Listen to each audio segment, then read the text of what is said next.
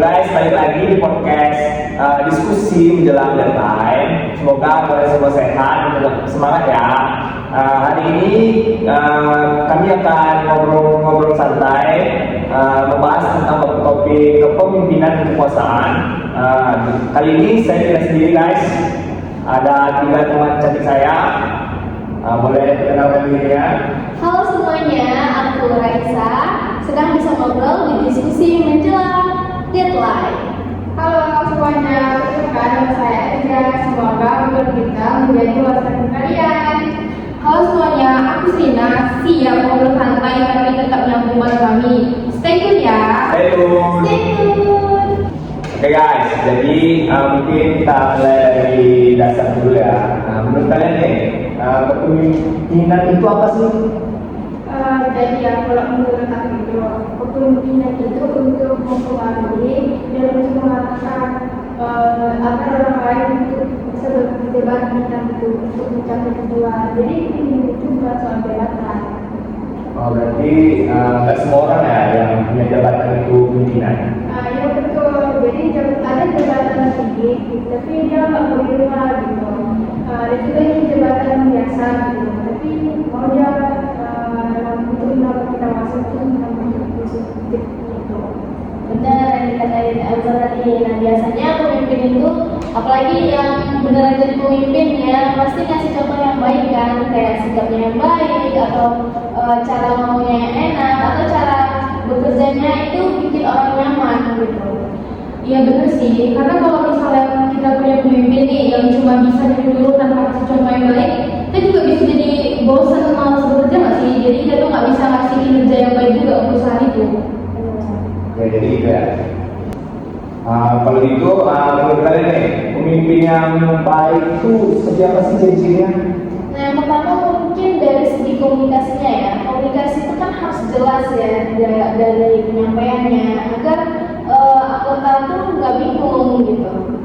Kalau menurut aku sih tentang kepedulian ya, tapi bukan cuma peduli di hasil kerjanya aja, tapi di kondisi anggotanya juga, kayak misalnya menjadi mental health anggota itu gimana. Tapi yang paling penting sih ngambil keputusan sama tanggung jawab. Oh jadi menurut kalian ini, kalian itu nggak butuh pemimpinan sempurna, tapi butuh yang bertanggung jawab ya? Benar. Oke. Nah, terus kan kita udah belajar tentang kepemimpinan nih. Nah, menurut kalian nih, gaya kepemimpinan apa yang paling penting yang ada di perusahaan?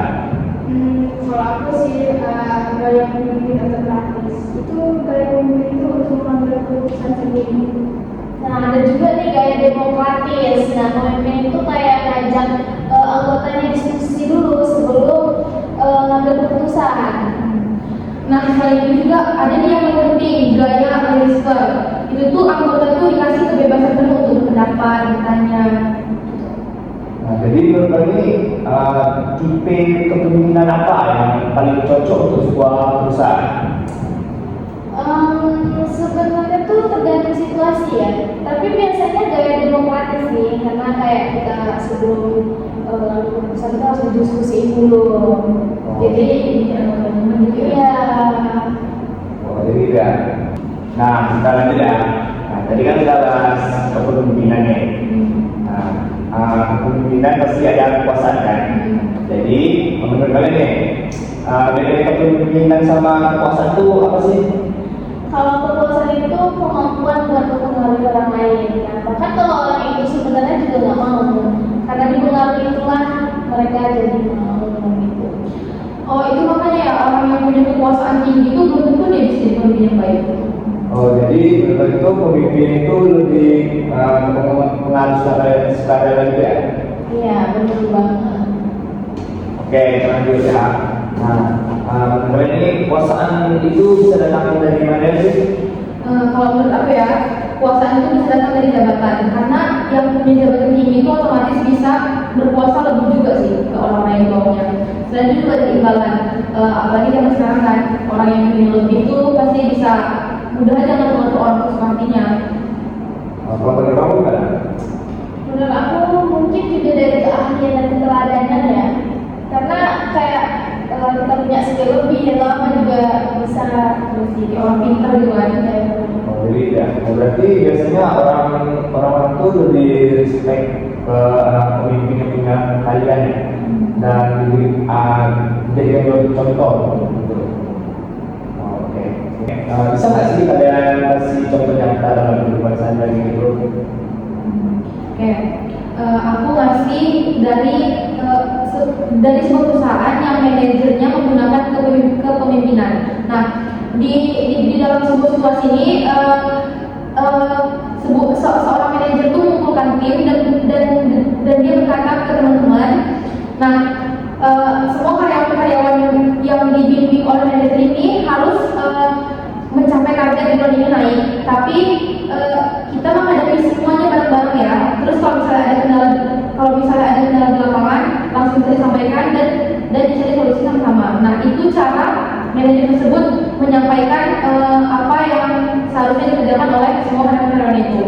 Nah, dalam cara menyampaikannya ini, manajer tersebut bisa menjelaskan targetnya dengan jelas, bisa membagi semua tugas dan kemampuan karyawan itu dengan jelas, bisa memberi semangat dan dukungan juga.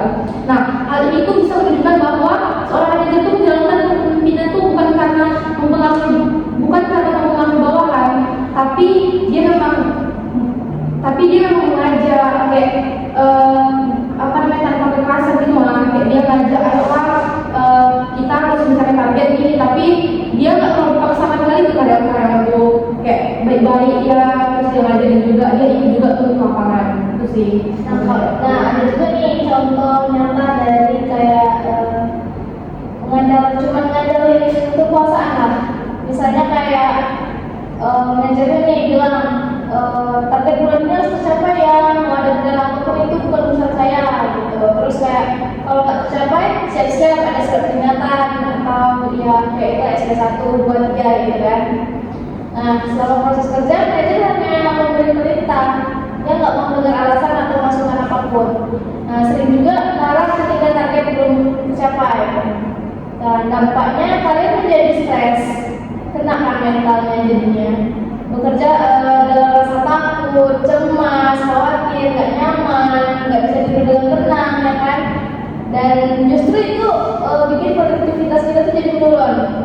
Nah, dalam proses ini manajer hanya mengandalkan kekuasaan karena misalkan. Oh, jadi gitu ya. Benar-benar. Terima kasih buat kalian semua udah datang ke podcast diskusi menjelang deadline. Nah, mungkin segitu ya pertemuan kita kali ini. Mungkin dari Kak Reza ada kata-kata terakhir untuk penutup dari podcast kita ini. Jadi kesimpulan obrolan kita ini yaitu, jadi kepemimpinan dan kekuasaan itu memang saling berhubungan, tapi keduanya tidak sama. Kepemimpinan adalah seorang yang untuk mengajak, memberi motivasi dan mengasih contoh dengan cara yang baik agar orang bisa bersama kita untuk mencapai tujuan gitu. Jadi sedangkan kekuasaan itu adalah kemampuan seseorang untuk memaksa orang lain agar mengikuti perintah. Biasanya itu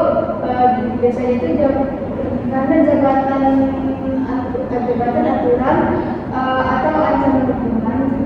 Dalam hal ini orang mengikuti bukan karena mau gitu, melainkan karena takut dan terpaksa gitu. Jadi kalau dalam organisasi kekuasaan itu tetap dibutuhkan, tetapi harus digunakan secara bijak.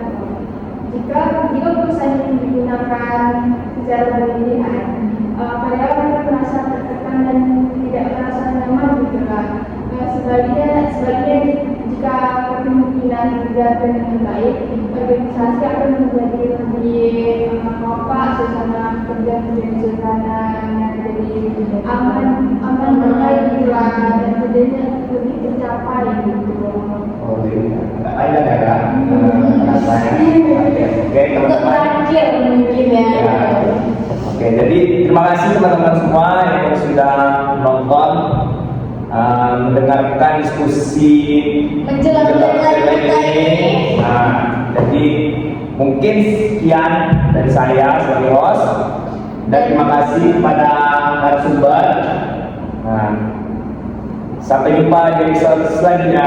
Bye-bye. Bye-bye.